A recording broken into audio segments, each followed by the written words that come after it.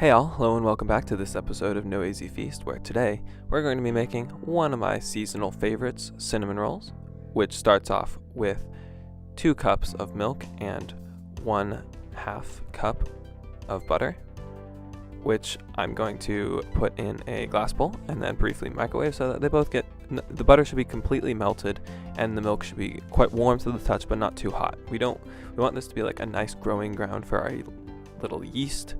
So we want it to be warm, and we're going to then add a 1/2 cup of sugar before adding 2 heaping teaspoons of yeast.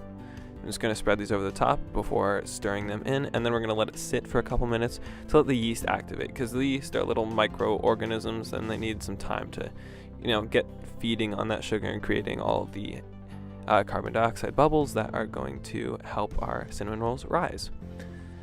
So after we're done waiting about 5 minutes, I'm going to add 4 cups of plain white flour to the yeast and milk and sugar kind of slurry thing before going in with a wooden spatula and really getting in there and making sure it's all together.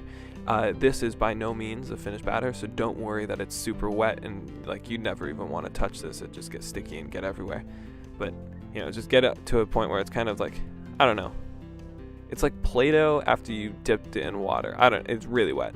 And then we're going to give it a nice little nap. It's had a rough morning. So we're going to give it a nap, let it rise in a warm place for about an hour before waking it up from its nap, and it should have risen significantly. Give it a nice wiggle so you can test the jiggle. It's the jiggle wiggle. Okay, that was stupid. I'll stop talking. Until you need to add 3/4 cup of flour. That's kind of important to know.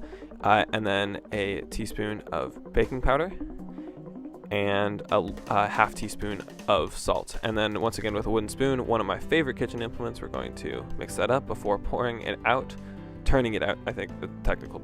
Just put it on a well-floured surface. I like to use my counter. Make sure you wash your counter first, but I just like to turn it out into my counter before we're going to lightly knead this. And to knead this, I'd highly recommend a bench scraper, one of my favorite kitchen implements. It's very handy to lightly knead this, and that's only going to take us 2 to 3 minutes. We want to just kind of get some more flour incorporated until it's soft and pliable, but not crazy sticky and pretty easy to work with. Then I'm going to roll it out into a log at first before going for a large rectangle. I go generally for, 24 by 18 is generally what I'm shooting for, so it's 2 feet by 1.5 feet.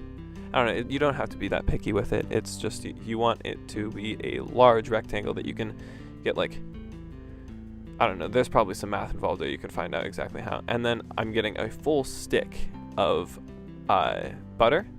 And I like to actually use salted butter for a little bit of a salted caramel-y taste. And that's softened butter that I'm going to spread with a rubber spatula over the full thing, getting all the way to the edges before dusting over with the mix of brown sugar and cinnamon. And then rolling up into a neat little roll and cutting into 12 slices. 12 slices each that are 1.5 inches in width, and adding to a highly buttered glass pan. And I like to do it in a square pan because then you have more middles than if you do it in a circular pan, but you can do it in whatever pan you think will fit it.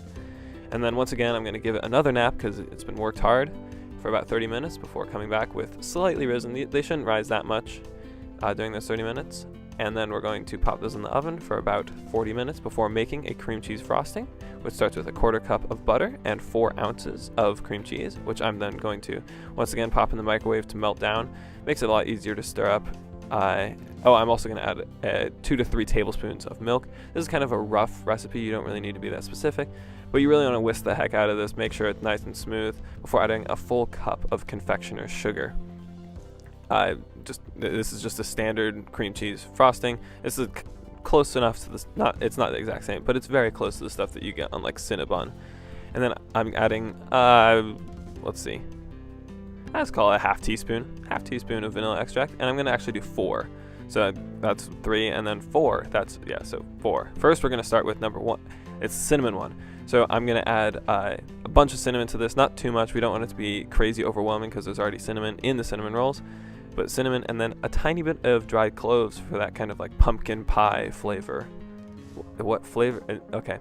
And then the second one is going to be a coffee, and for that I'm just adding a tablespoon of this morning's coffee that I stole from my parents, And then the third one is going to be an almond and lime zest flavored one, and that I'm adding just like a quarter teaspoon of almond extract and then the zest, chopped up zest of 1 lime. And you might think like almond and vanilla extract, that's a lot of extract, but the almond will generally be the prevailing flavor, don't worry.